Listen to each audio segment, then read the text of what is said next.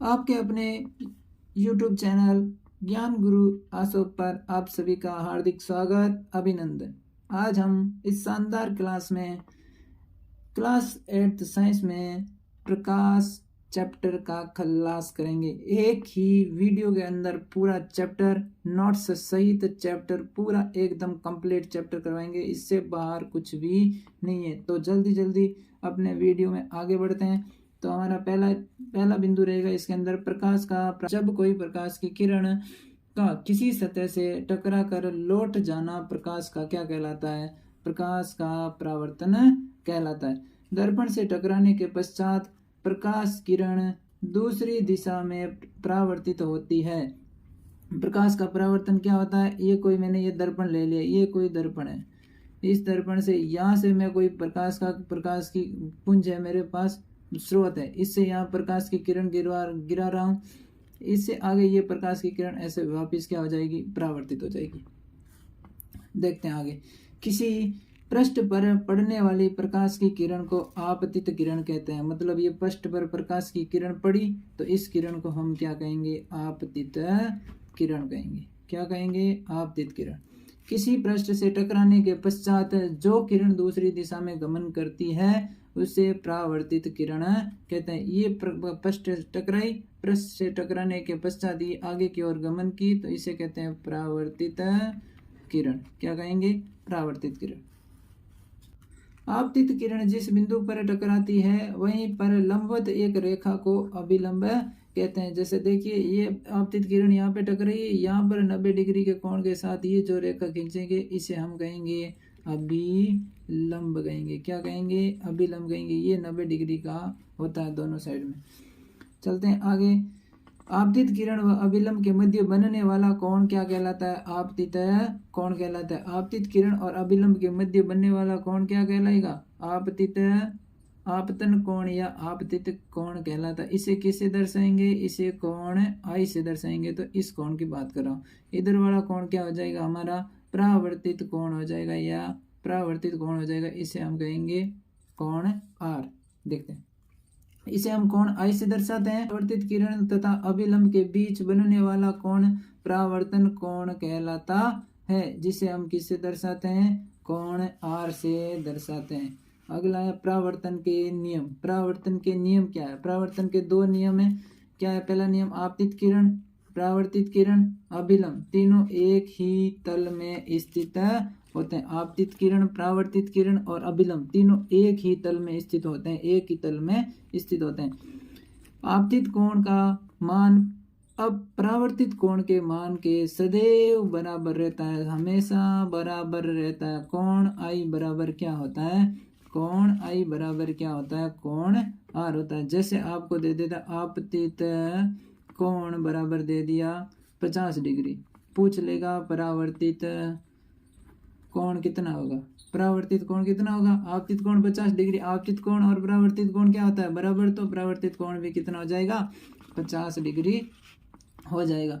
अगला टॉपिक है हमारे नियमित परावर्तन और विसरित परावर्तन। क्या है? नियमित परावर्तन और विसरित परावर्तन। नियमित परावर्तन ऐसा परावर्तन जिसमें किसी समतल सतह पर समांतर प्रकाश किरणों को गुजारा जाता है तो परावर्तन के पश्चात प्रकाश किरण समांतर ही निकलती है। ऐसे परावर्तन को नियमित परावर्तन कहते हैं। जैसे मेरे पास कोई तल है, ये एक समतल तल है, यहाँ से मैं प्रकाश की किरणें गुजार रहा हूँ, समांतर प्रकाश की किरणें गुजर रही है। ये परावर्तन के पश्चात भी वापस कैसे जाएगी? समांतर जाएगी। इस प्रकार के परावर्तन को क्या कहेंगे? नियमित परावर्तन कहते हैं। चलते हैं आगे।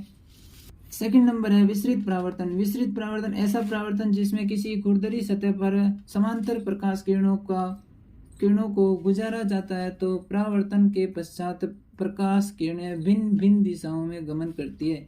ऐसा परावर्तन विसरित परावर्तन कहलाता है। जैसे मैंने कोई एक खुरदरी सतह ले ली, ये एक ऐसी खुरदरी सतह, यहाँ पर समांतर प्रकाश की किरणें गुजार रहा हूँ, ये समांतरित आ रही है, ये समांतर प्रकाश की किरणें गुजार रहा हूँ, ये प्रकाश की किरण जैसे ही परावर्तित होगी ऐसे निकल जाएगी, ये प्रकाश की किरण ऐसे निकल जाएगी, ये प्रकाश की किरण यहाँ से ऐसे निकल जाएगी, ऐसे निकल जाएगी। तो ये सभी किरणें, यहाँ से एक प्रकाश किरण गुजरूंगा तो ये ऐसे निकल जाएगी, यहाँ टकराएगी, फिर ऐसे निकल जाएगी, तो ये सभी अलग अलग दिशाओं में चली जाती है। इस प्रकार के परावर्तन को विसरित परावर्तन, बिखरा हुआ परावर्तन कहते हैं। नोट क्या है, नोट देखते हैं। समतल दर्पण से बना प्रतिबिंब सदैव कैसा होता है, आभासी होता है। समतल दर्पण से बना प्रतिबिंब सदैव आभासी होता है। समतल दर्पण में प्रतिबिंब सीधा बनता है तथा वस्तु के बराबर आकार का बनता है। समतल दर्पण में बने प्रतिबिंब में पार्श्व परावर्तन होता है। पार्श्व परावर्तन क्या होता है, इसे देख लेते हैं। पार्श्व परावर्तन होता है समतल दर्पण के सामने खड़े व्यक्ति का बायां भाग दर्पण में दाएं भाग दिखाई देता है। जैसे कि समतल दर्पण के सामने कोई व्यक्ति खड़ा है तो उसका बायां कान दायां कान दिखाई देता है दर्पण के साइड में, दायां कान बाएं कान की साइड में दिखाई देता है। मतलब इस परावर्तन को क्या कहेंगे, पार्श्व परावर्तन कहते हैं। प्रकाश के परावर्तन के लाभ क्या क्या, हमारे चारों ओर की सभी वस्तुएं प्रकाश के परावर्तन के कारण दिखाई देती है। जैसे चंद्रमा सूर्य के प्रकाश को इकट्ठा करके परावर्तित कर देता है, जिससे चंद्रमा चमकता हुआ दिखाई देता है। जिससे चंद्रमा क्या है, चमकता हुआ दिखाई देता है। जो पिंड दूसरी वस्तुओं के प्रकाश से चमकते हैं उन्हें प्रदीप्त पिंड कहते हैं, और जो पिंड स्वयं के प्रकाश को उत्सर्जित करते हैं उन्हें दीप्त पिंड कहते हैं। जैसे दीप्त पिंड में सूर्य हो गई, मोमबत्ती की ज्वाला हो गई, बल्ब हो गया, ये सभी क्या हो जाएंगे, दीप्त पिंड हो जाएंगे।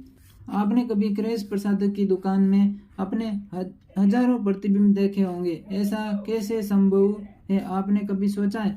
ऐसा इसलिए संभव है कि किसी दुकान में 2 समांतर दर्पण लगे होते हैं और उन दर्पणों से प्रकाश का बार बार परावर्तन करवाया जाता है, जिससे अनेक प्रतिबिंब दिखाई देते हैं और पीछे का भाग जो हमारे को नहीं दिखाई देता है वो भी प्रकाश के परावर्तन के कारण दिखाई। आगे देखते हैं समतल दर्पण में प्रतिबिंबों की संख्या कैसे निकालते हैं।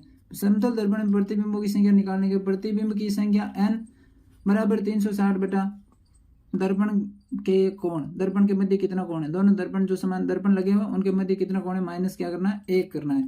तो हमारे को दे दिया, मान लिया मेरे को दे दिया कोण कितना दर्पण के मध्य 60 डिग्री का, तो 360 बटा 60 कट गया तो बच जाएगा 6 माइनस 1 कितना हो जाएगा हमारा, कितना 5। जैसे हमारे को मिल गया, मान लीजिए कि 50 डिग्री दे दिया, 360 बटा 50 डिग्री, पूरा भाग नहीं गया, 6 पॉइंट कुछ ना कुछ आगे गया, 6 पॉइंट, तो हम इसके आगे वाला क्या ले लेंगे, 7 ले लेंगे। आगे वाली पूर्णांक संख्या लेनी है, ये विशेष तौर से ध्यान रखना है। 2 समांतर रखे दर्पणों में प्रतिबिंबों की संख्या अनंत होती है। 2 समांतर रख दिया अगर दर्पणों को, प्रतिबिंबों की संख्या अनंत होती है। जैसे 360 समांतर रख दिया तो कोण कितने को, 0 डिग्री, किसी संख्या में 0 का भाग देते हैं तो क्या आता है, अपरिभाषित अनंत आता है, तो ये अनंत होता है। एक दूसरे से किसी कोण पर रखे दर्पणों द्वारा अनेक प्रतिबिंब के बनने की धारणा का उपयोग हम किस में करते हैं, बहुमूर्ति दर्शी में करते हैं और बहुमूर्तिदर्शी में भांति के पैटर्न बनाने के लिए इसका क्या करते हैं, उपयोग करते हैं, अलग अलग पैटर्न बनाने के लिए। एक चीज बहुमूर्तिदर्शी में विशेष चीज होती है क्या, कि बहुमूर्तिदर्शी में एक पैटर्न दोबारा नहीं बनता है, एक पैटर्न कभी भी दोबारा नहीं बनता है। अगला है प्रकाश का वर्ण विक्षेपण। परावर्तित प्रकाश के अपने अनेक रंगों में विभाजित होने की घटना को प्रकाश का विक्षेपण या प्रकाश का वर्ण विक्षेपण कहते हैं। जैसे सूर्य से आने वाले श्वेत प्रकाश का जल की बूंद के साथ टकरा कर 7 रंगों में विभाजित होना क्या कहलाता है, वर्ण विक्षेपण कहलाता है। इस घटना के कारण ही हमारे को आकाश में क्या दिखाई देता है, इंद्रधनुष दिखाई देता है। श्वेत प्रकाश किरण में 7 रंग, लाल, नारंगी, पीला, हरा, नीला, जामुनी और बैंगनी। अगला है हमारा नेत्र की संरचना। जैसे कि आपको दिखाई दे रहा है, नेत्र के अंदर नेत्र गोलक की आकृति सामान्यतया कैसे होती है, गोलाकार होती है, सामान्यतया गोलाकार होती है। नेत्र के बाहरी आवरण सफेद तथा कठोर होता है, जो नेत्र के आंतरिक भागों से सुरक्षा करता है। ये बाहरी आवरण है, सफेद तथा कठोर होता है। कॉर्निया क्या होता है, नेत्र का पारदर्शी अग्र भाग, आगे वाला जो पारदर्शी भाग होता है वो होता है नेत्र का क्या, कॉर्निया। ये आगे वाला पारदर्शी भाग, उभरा हुआ भाग होता है, ये होता है क्या, कॉर्निया। परितारिका आइरिस, ये क्या होता है, कॉर्निया के पीछे पेशीय आवरण होता है। कॉर्निया के पीछे एक पेशियों का बना हुआ क्या होता है, आवरण होता है। ये जो पेशी यहाँ पे जुड़ी हुई है, ये पेशियों का बना हुआ ये आवरण क्या कहलाएगा, आयरस या परितारिका कहलाता है। परितारिका का क्या कार्य होता है, क्वेश्चन पूछता है तो यहाँ से इंपॉर्टेंट है, और नहीं यहाँ से नहीं पूछता तो सीधा क्वेश्चन पूछता है रेटिना से, जो आगे हम पढ़ेंगे। परितारिका क्या कार्य, पुतली का आकार नियंत्रित करना। पुतली का आकार नियंत्रित करना। अगर यहाँ प्रकाश ज्यादा आए तो पुतली का आकार क्या कर देना, छोटा कर देना। अगर प्रकाश कम आ रहा है तो पुतली का आकार क्या कर देना, बड़ा कर देना। नेत्र को रंग प्रदान करना। नेत्र को क्या करते हैं, रंग प्रदान करता है। अलग अलग लोग व्यक्तियों के आपने नीली आंखें, किसी की ग्रीन आंख, किसी की रेड आंखें ऐसी देखी होगी, वो सिर्फ किसके कारण होती है, पुतली के कारण होती है। नेत्र में प्रवेश करने वाले प्रकाश की मात्रा का भी क्या करती है, पुतली नियंत्रित करती है। पुतली परितारिका के मध्य एक छोटा सा छिद्र होता है, काला काला भाग होता है, इसे कहते हैं परितारिका। और जिसके अंदर एक छोटा सा छिद्र होता है वो क्या कहलाता है, वो कहलाता है पुतली। इससे हमारी आंखों में क्या करता है, प्रकाश प्रवेश करता है। किससे, पुतली से। चलते हैं अपने अगले टॉपिक पर। अगला टॉपिक क्या हमारा, रेटिना, दृष्टिपटल। वेरी इंपॉर्टेंट है रेटिना या दृष्टिपटल, वेरी इंपॉर्टेंट। पुतली के पीछे की ओर एक उत्तल लेंस लगा होता है। आपसे सीधा पूछ लेगा कि आंख के अंदर कौन सा लेंस यूज होता है, तो आंख के अंदर कौन सा लेंस यूज होता है, आंख के अंदर उत्तल लेंस यूज होता है, जो आंख में प्रकाश को एक परत पर फोकसित करता है। इस परत को ही प्रकाश रेटिना पर पड़ता है। इस परत से ही प्रकाश किस पे पड़ता है, रेटिना पर पड़ता है। जैसे ही प्रकाश रेटिना पर पड़ता है, दिक् तंत्रिकाएं इस सूचना को मस्तिष्क तक भेज देती है। मस्तिष्क जांच करता है कि चित्र किसका बना। जैसे ही पुतली से प्रकाश गया, उत्तल लेंस पर गिरा, उत्तल लेंस सीधा इसको रेटिना पर फोकसित करेगा। रेटिना कोई दूसरी भाषा में क्या कहते हैं, दृष्टिपटल कहते हैं। इस पर फोकसित करेगा, इससे जुड़ी रहती है दिक् तंत्रिकाएं। वो दिक् तंत्रिकाएं सीधे मस्तिष्क को अपने ये संदेश भेज देती है, जिसे पता चल जाता है कि चित्र किसका बना है, आगे क्या कौन सी वस्तु है। एक चीज दिक् तंत्रिका और दृष्टिपटल, दिक् तंत्रिका और रेटिना, दृष्टिपटल के बीच में एक बिंदु होता है जिसे हम कहते हैं अंध बिंदु। रेटिना पर बने प्रतिबिंब का प्रभाव वस्तु को हटा लेने के 1/16 सेकंड तक बना रहता है। नेत्र दृष्टि दोष, नेत्र दृष्टि दोष ज्यादा इंपॉर्टेंट नहीं है, किताब में नहीं दे रखा है ज्यादा, लेकिन पढ़ लेते हैं। निकट दृष्टि दोष, इस दोष में व्यक्ति को निकट की वस्तु तो दिखाई देती है लेकिन दूर की वस्तु दिखाई नहीं देती। इसके निवारण उपचार के लिए कौन सा लेंस कार्य करता है, अवतल लेंस कार्य करता है। दूर दृष्टि दोष, इस दोष में दूर की वस्तु दिखाई देती है, निकट की वस्तु दिखाई नहीं देती है। निवारण के लिए कौन सा लेंस काम आएगा, उत्तल लेंस काम आएगा। तीसरा, मोतियाबिंब। वृद्धावस्था में नेत्र दृष्टि धुंधली हो जाती है, जिसके उपचार के लिए लेंस बिठाते हैं, अंदर लेंस बिठाते हैं और वो काला सा चश्मा लगा होता है, आपने देखा होगा बुजुर्गों के। ये भी एक इम्पोर्टेंट है जिस पर ध्यान नहीं देते हैं। देखिए, नेत्र की देखभाल कैसे करते हैं, उचित चश्मे का उपयोग, उचित चश्मे का ही उपयोग करना चाहिए। अनावश्यक रूप से चश्मे, आपको रंग बिरंगे बाजारों के अंदर चश्मे मिलेंगे, उनका उपयोग कभी नहीं करना चाहिए, क्योंकि ये हमारी आंखों के लिए घातक हो सकता है। आंखें ही हमारी सब कुछ होती है, आंखों के लिए ये घातक हो सकता है। बहुत अधिक व बहुत कम प्रकाश में नेत्रों के लिए हानिकारक होता है। बहुत अधिक और बहुत कम प्रकाश नेत्रों के लिए बिल्कुल भी हानिकारक होता है, बिल्कुल भी हानिकारक होता है। पर्याप्त प्रकाश में रहने का प्रयास कीजिए। सूर्य जैसे शक्तिशाली प्रकाश स्रोतों को कभी भी सीधे नहीं देखना। सूर्य हो गया, लेजर लाइट हो गई, लेजर लाइट, इनको कभी भी सीधे नहीं देखना चाहिए। अपने नेत्रों को कभी रगड़ना नहीं चाहिए, कभी रगड़ना नहीं चाहिए। यदि नेत्र में कोई धूल का कण है तो उसे स्वच्छ जल से धोना चाहिए। अगला है, पठन सामग्री को सदैव नेत्र से कम 25 सेंटीमीटर दूर रखकर पढ़े, पास में रखकर नहीं पढ़ना चाहिए।